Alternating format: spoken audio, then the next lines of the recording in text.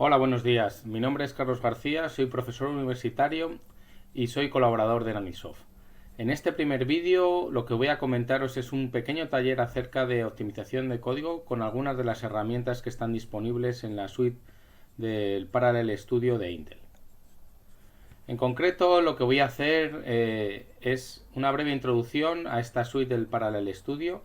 Luego, posteriormente, comentaremos algunas de las optimizaciones que tiene el propio compilador de Intel para lo que se conoce con el nombre de vectorización, y pondré algo de énfasis en las últimas instrucciones vectoriales que están presentes en los procesadores de propósito general que se conocen con el nombre de las AVX 512. A lo largo de este primer vídeo y sobre todo al siguiente vídeo veremos un caso de estudio partiéndonos de un código conocido como NameBody, en el que vamos a activar unos flags de optimización incorporados en el propio compilador de Intel que van a activar la propia vectorización. Posteriormente, con algunas herramientas también en la propia suite del Parallel Studio, analizaremos con el Intel Advisor qué ventajas y qué optimizaciones, qué aceleración ha encontrado nuestro código por medio de esta herramienta del Intel Advisor, y también conoceremos qué capacidad tiene el código desarrollado para escalar en otro tipo de arquitecturas o incluso aplicar otros niveles de paralelismo, como es el paralelismo por medio de hilos en un procesador multicore, basándonos en un modelo gráfico que se conoce con el nombre de modelo Roofline. Es cierto que existen otro tipo de toolbooks en el propio Intel Parallel Studio, pero debido a las constricciones de tiempo de este vídeo las dejaremos de momento de lado. Vamos a comenzar con las optimizaciones del propio compilador de Intel para C, C++ y esas extensiones multimedia conocidas como en el nombre de extensiones vectoriales, en concreto las AVX 512.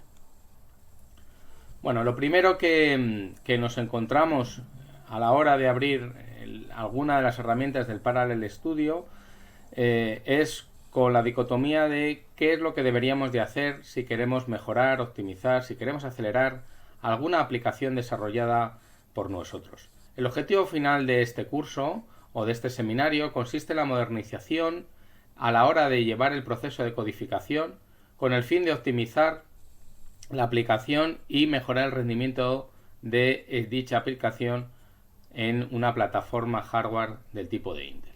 Para ello, lo que vamos a hacer, que aquí os lo marco un poquito más en detalle, es conocer algunas de las herramientas que están en la propia suite del Parallel Studio, conocer algunas de las bibliotecas de optimización y cómo, partiendo de un código escalar, por lo tanto un código secuencial, ser capaces de introducir algunas optimizaciones basadas en la explotación del paralelismo a nivel de pequeños datos o vectores, también explotación de paralelismo por medio de hilos que podrían ser extensibles en un procesador multicore o en una plataforma con muchos o muchísimos núcleos.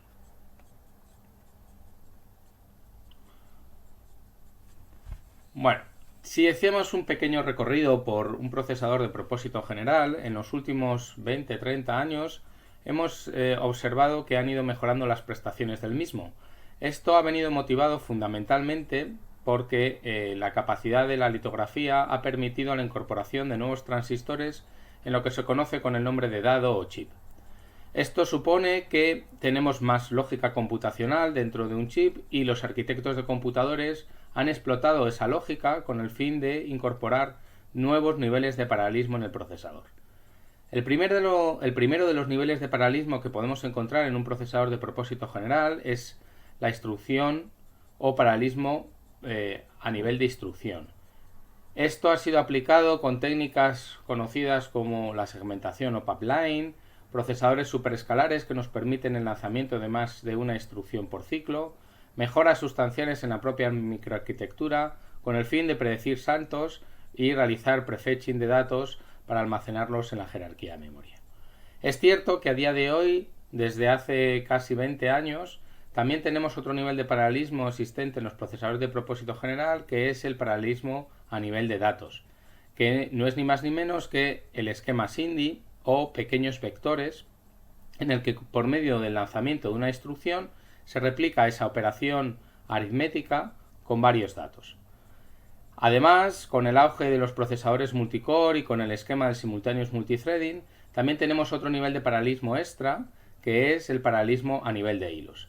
Esto, unido a mejoras sustanciales en la propia jerarquía memoria, ha supuesto un incremento en el rendimiento global de la aplicación en un procesador de propósito general moderno.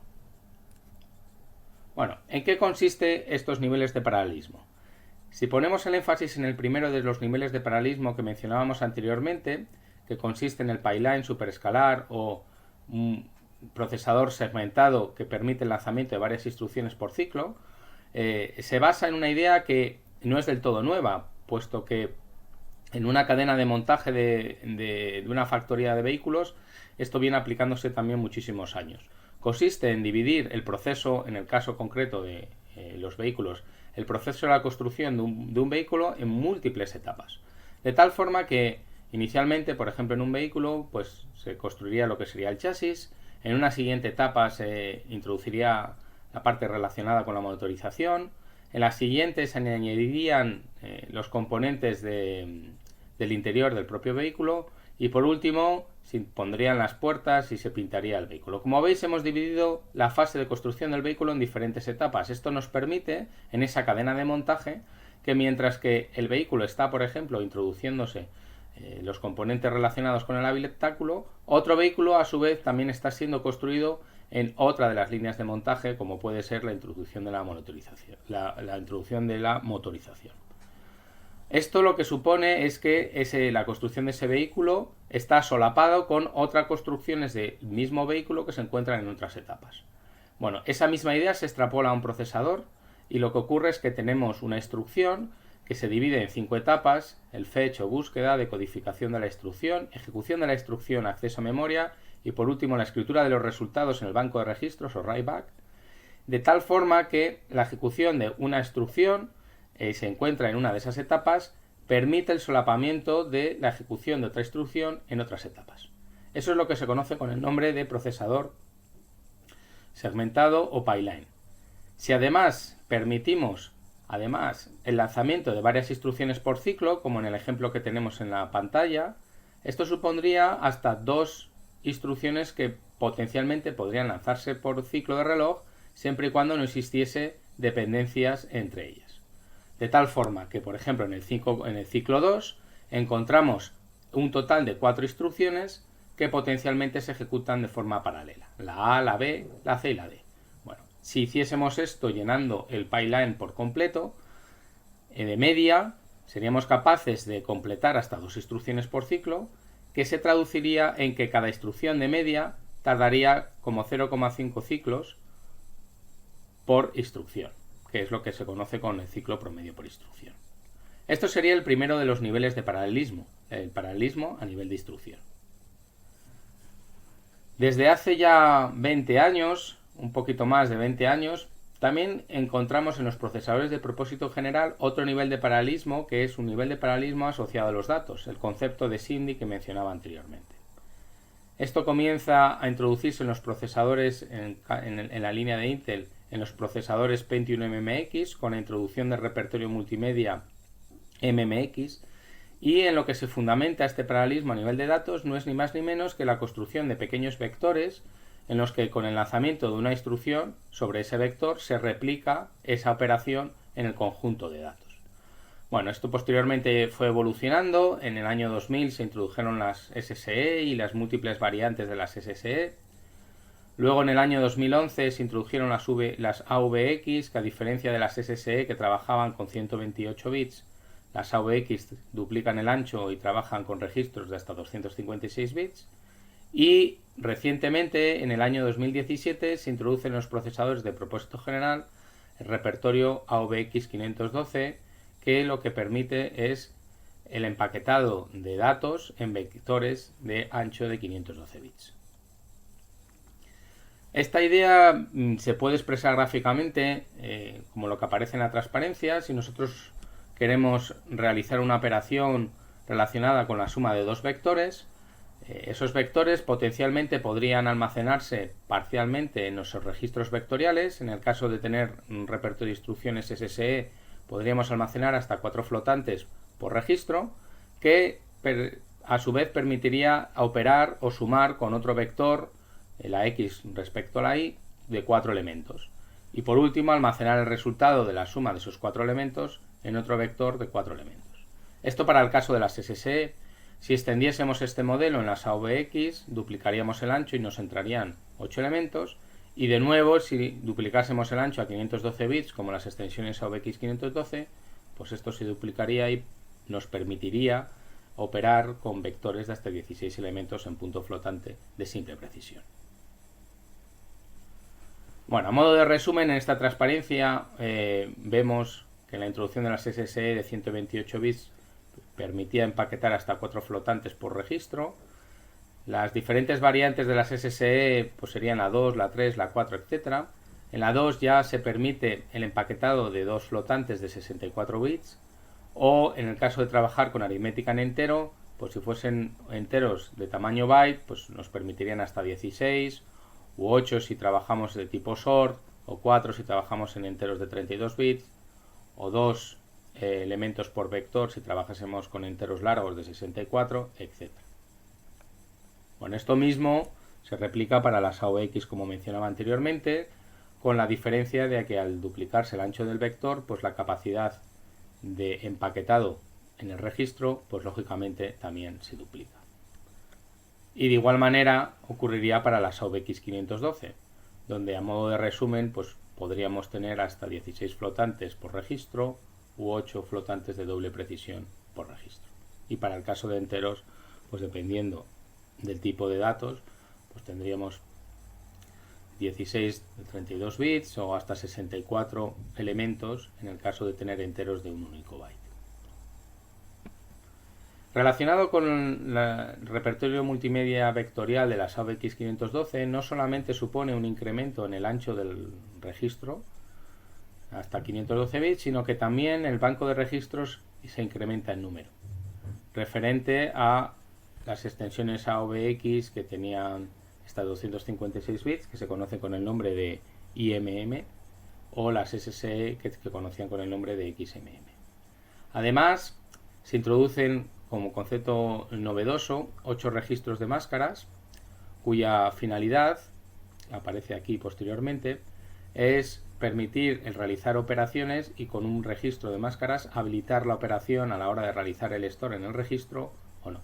En este caso concreto, en esta posición, teniendo el registro el valor de 0, no se permite realizar la operación de la suma de la posición 6 de la A con la B, ¿vale? Manteniendo el valor original en el registro que sería este A6. Bueno, ya por último, relacionado con las extensiones multimedia AVX 512, no sé si sabéis que este repertorio aparece como fusión de otros repertorios existentes en unos procesadores especiales de Intel que tenían el nombre comercial de Xeon Phi, y se les incorpora también en los procesadores de propósito general. Entonces, en ese punto de encuentro, lo que encontramos es que ese repertorio AVX 512 aquí aparece en común la parte del repertorio que sí que es común en ambas arquitecturas, tanto para la Xeon Phi como para procesadores de alta gama Xeon. Y luego específicos a la parte Xeon serían estas que aparecen aquí de color verde. Bueno, solamente por mencionar, porque en algún caso nosotros lo hemos observado, cuando tenemos estos procesadores de propósito general de gama alta que incorporan las AVX 512, cuando se hacen uso de estas extensiones multimedia y se incrementa el número de hilos para tratar de explotar ese otro paralelismo a nivel de cores, lo que hemos venido observando es que cuando ponemos la máquina a plena carga, la frecuencia de reloj del sistema se reduce. Esto tiene que ver de alguna manera con limitaciones en el consumo energético.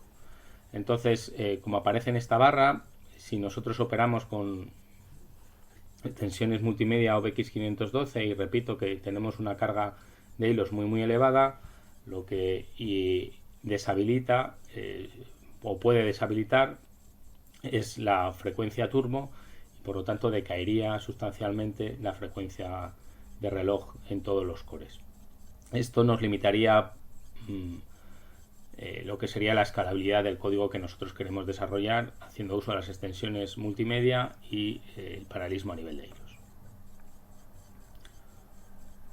Bueno, ya para ir resumiendo lo que hemos de alguna manera presentado en este primer bloque de transparencias, son los diferentes niveles de paralelismo existentes en un procesador de propósito general, donde si nos centramos a nivel de core, la vectorización o hacer uso de este concepto SIMD va a ser crucial si lo que deseamos es obtener rendimiento.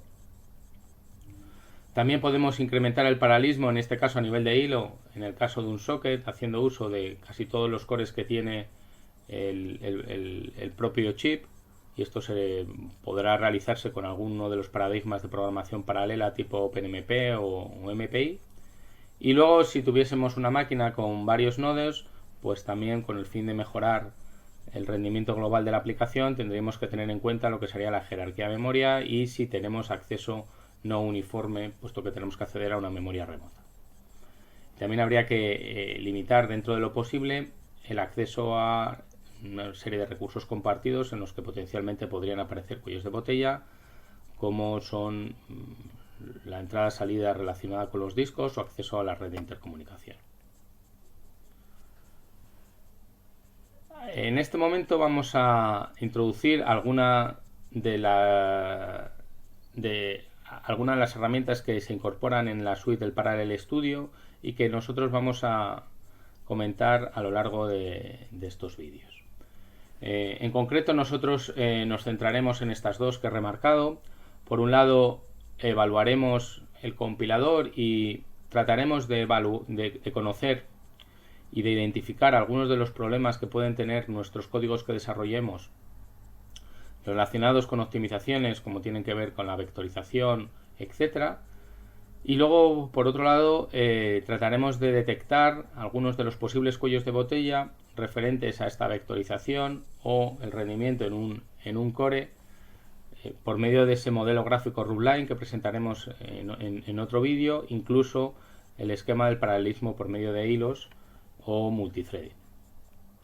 Y finalmente comentaremos algo relacionado con el VTune para conocer cómo se puede utilizar esta herramienta para detectar otro tipo de cuellos de botellas, tanto a nivel de socket como en acceso a memoria.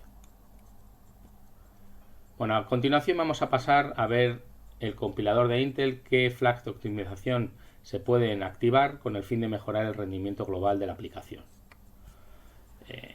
Las opciones más comunes, que no solamente están presentes en el compilador de Intel, sino que están presentes en otro tipo de compiladores, suelen ser la opción "-O0", que deshabilita por completo cualquier tipo de optimización, la "-O1", que mejora sustancialmente la velocidad de procesamiento sin incrementar lo que sería el tamaño del ejecutable. Esto es útil sobre todo en aquellos sistemas empotrados donde tenemos limitaciones de memoria. La opción "-O2", que es la que incorporará el compilador de Intel por defecto, que consiste en optimizaciones más agresivas. Incluso disponemos de otra optimización mucho más agresiva, que sería la O3. Para depuración sería la opción "-G. Y luego, si queremos optimización entre diferentes procedimientos que se puedan encontrar en diferentes archivos, introduciríamos la "-IPO. Y luego, si quisiésemos utilizar una especie de profiling y tener feedback de ese profiling para luego recompilar y nos determine de alguna manera qué porcentaje de veces se produce saltos y demás, pues sería con estas dos opciones para guiar la optimización. Repito que una de ellas lo que genera es un profiling y unos ficheros de traza, y en la segunda, a partir de esos ficheros de traza y del código original, generaría una versión optimizada. La opción más agresiva desde el punto de vista de optimización sería la "-O-Fast", que incorpora la O3 y otro tipo de flags. Luego, si quisiésemos paralización por medio de hilos con OpenMP, pues sería "-Q OpenMP y "-Parallel" para activar el paralelizador automático. Referentes a la vectorización, que va a ser en lo que nos vamos a centrar en este primer bloque de transparencias, existen diferentes formas de vectorización. Las que se encuentran en la parte de arriba no conllevan la interacción muy elevada por parte del programador, y de más interacción, mejor dicho, de menos interacción a más interacción, serían las que encontramos aquí sobre la pantalla, donde menos interacción estaría en la parte de arriba y más interacción por parte del programador estaría en la parte de abajo. Por mi parte, yo lo que os recomiendo es que inicialmente activemos la autovectorización y analicemos qué bucles se vectorizan, y si no se llegasen a vectorizar porque el compilador determina que hay parte de ese bucle que tiene dependencias, etcétera, yo lo que os propondría sería, por medio de etiquetas o pragmas, guiar al propio compilador y determinar qué bucles sí que son vectoriales. De esa misma manera, a partir de unas extensiones incorporadas en la versión 4 del compilador de OpenMP, con una pragma SIMD, también se puede realizar la idea de autovectorización. Si aún así el rendimiento que obtendríamos no fuese el deseado, entonces ya sí que nos tocaría bajar más a bajo nivel. Podríamos utilizar una serie de clases de intrínsecas para SIMD, o bien instrucciones más parecidas al ensamblador, en donde se realiza el empaquetado de los datos, las operaciones aritméticas y el desempaquetado por medio de las instrucciones intrínsecas, y ya mucho más a bajo nivel directamente en ensamblador. Repito que yo lo que os recomiendo es que empezaseis por la parte de arriba, evaluaseis el rendimiento que se obtiene, trataseis de identificar aquellos posibles cuellos de botella, y si apareciesen algunos inhibidores de vectorización, pues que trataseis de activarlos por medio de compilación guiada. En el 90% de los casos, de esta manera se obtienen rendimientos más que satisfactorios. Bueno, para activar la autovectorización, el compilador nos determina una serie de requisitos que deben de cumplirse. Por un lado, el número de iteraciones debe estar definida, es decir, debemos de conocer el inicio del bucle y la finalización del bucle. Por lo tanto, los bucles de tipo for suelen ser los que mejor se vectorizan. El flujo de ejecución debe ser continuo. Eso consiste o conlleva en que no existen bifurcaciones dentro del bucle.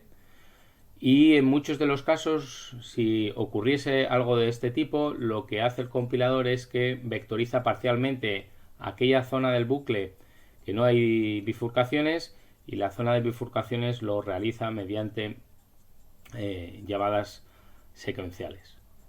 Habitualmente se vectoriza únicamente el bucle interno, y si viésemos que potencialmente no solamente el interno, sino que algún otro bucle es vectorizable, pues conviene o bien realizar un intercambio de bucles o bien una fusión de bucles con una pragma, por medio de una pragma collapse o algo por el estilo. Y lo que sí también es otro requisito es que no, al igual que no se puede romper el flujo de ejecución de instrucciones, tampoco se puede llamar a una función externa desde un bucle vectorial, a excepción de llamadas a la librería de mag, que sí que internamente han sido vectorizadas. A continuación, lo que os voy a presentar van a ser las opciones que hay que introducir al compilador para activar la vectorización básica, y luego cómo vamos a ser capaces de identificar qué bucles son vectorizados o no, y las razones principales si no pudiesen vectorizarse. Como mencionaba anteriormente, por defecto el compilador de Intel incorpora la opción de optimización "-O2", es decir, que si no se introduce nada, el propio compilador trata de vectorizar aquellos bucles que considera que tienen iteraciones independientes y son beneficiosos para explotar ese paralelismo de datos. Pero yo, además de activar o por defecto o de manera explícita este flag de optimización, o un flag mayor como fuese el "-O3" o el "-O-Fast", lo que sí que recomiendo fervientemente es activar optimizaciones relacionadas con el propio procesador donde se va a ejecutar el código. Luego veremos en un ejemplo cómo el hacer uso de optimizaciones específicas del procesador genera un rendimiento bastante significativo en la aplicación. Esto habitualmente se debe a que las arquitecturas específicas de un procesador de Intel conoce los tiempos de latencia de las instrucciones, conoce el tamaño de las caches y puede realizar optimizaciones en esa misma línea. Bueno, de igual manera también se presenta esta otra optimización -a(x), en la cual se incorpora la extensión multimedia del repertorio vectorial. Por ejemplo, si tuviésemos SS2, AVX, etc., se indicaría de esta manera. Y al igual que por defecto el compilador de Intel activaba -O2, también por defecto introduce -SSE2. Es decir, que si nosotros no introducimos ningún flag de optimización, el compilador va a tratar de optimizar y vectorizar aquellos bucles que considere independientes y lo va a vectorizar para el repertorio de instrucciones SSE2, aunque nuestra máquina disponga de un repertorio superior. Bueno, podemos compilar el código no solamente para el repertorio de instrucciones de la propia máquina, sino para otro repertorio de instrucciones con la opción "-m", ya lo hemos comentado. Y si no tenemos muy claro cuál es la arquitectura que tiene nuestro sistema, yo la opción que recomiendo fervientemente es esta de aquí, "-xhost", que lo que hace es que el compilador chequea de manera automática las capacidades vectoriales que tiene la máquina en la cual estamos compilando y me genera de forma automática optimizaciones para dicha máquina. Bien, es cierto que también se puede realizar compilación de lo que se conoce con el nombre cruzada, que puedo compilar en una máquina aunque la máquina de destino sea otro, pero hay que adaptar adecuadamente estos flags de la arquitectura. Y luego, como mencionaba anteriormente, no solo es interesante activar los flags de vectorización, sino que también es interesante saber qué es lo que hace el propio compilador. Entonces existe una opción, que es la que os presento aquí, "-q opt report", que lo que hace es generar un informe acerca de las optimizaciones que el propio compilador introduce. Estos niveles del informe se pueden cambiar desde un valor 0, que no muestra mucha información, hasta un valor 5, que tiene un nivel de detalle muy elevado. Luego veremos en el ejemplo que un nivel 5, uno de los problemas que nos presenta es que genera tanta información que a veces nos es difícil identificar información relacionada con el bucle concreto que nosotros estamos interesados. Con este fin se pueden filtrar información relacionada con el propio report de esta manera, donde el filtrado corresponde a optimizaciones a nivel de bucle, a nivel de vectorización o de paralización, o también podemos filtrar indicándole por medio de este string o etiqueta qué líneas de código estamos interesados en que nos visualice y las optimizaciones asociadas a esas líneas de código.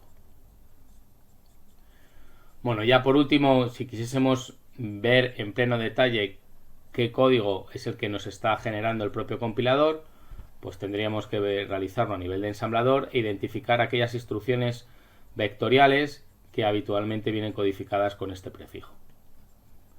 Y luego también a veces es interesante, con el fin de validar el rendimiento ofrecido con y sin vectorización, pues que deshabilitemos toda la parte relacionada con la vectorización.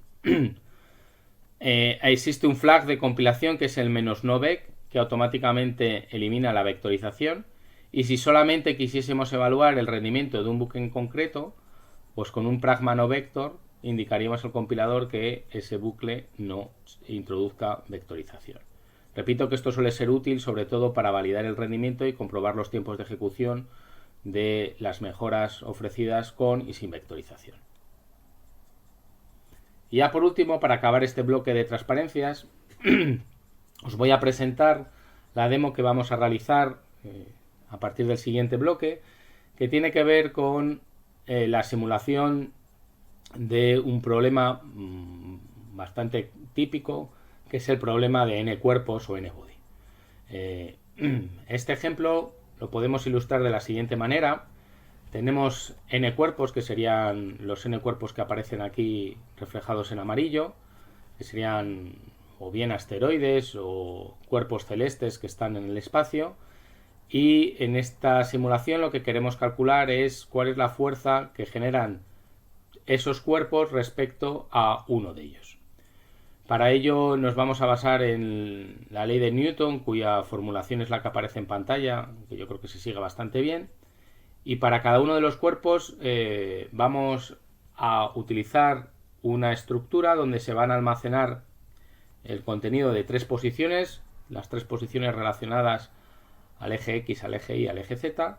A partir de la posición y de la fuerza generada por todos los asteroides respecto a mí, vamos a calcular la aceleración, y a partir de esa aceleración vamos a obtener lo que sería la velocidad. De nuevo, como estamos en un esquema tridimensional, pues tendríamos un vector de 3 componentes. Y luego, por último, necesitaríamos la masa de mi asteroide para poder evaluar y calcular lo que sería la fuerza gravitatoria de mi asteroide con el resto de ellos.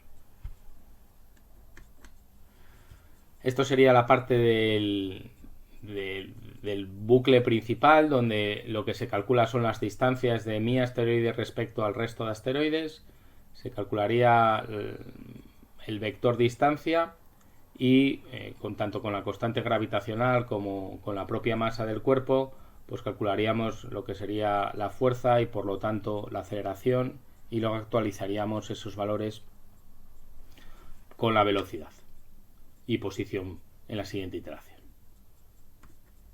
Bueno, ya por último os dejo aquí algunos enlaces como recursos extra, donde tenéis manuales relacionados con el Parallel Studio, tanto a nivel del esquema de una arquitectura del procesador como información relacionada con la propia suite de Intel en temas de compilación y algunas de las píldoras para mejorar el rendimiento final de la aplicación que estemos desarrollando.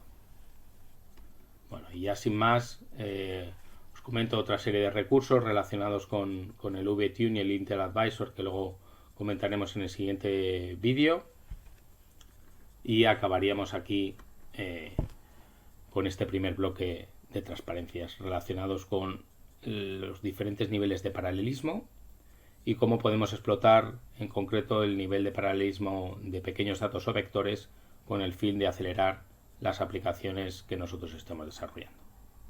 Bueno, pues por mi parte nada más. Muchísimas gracias por su atención.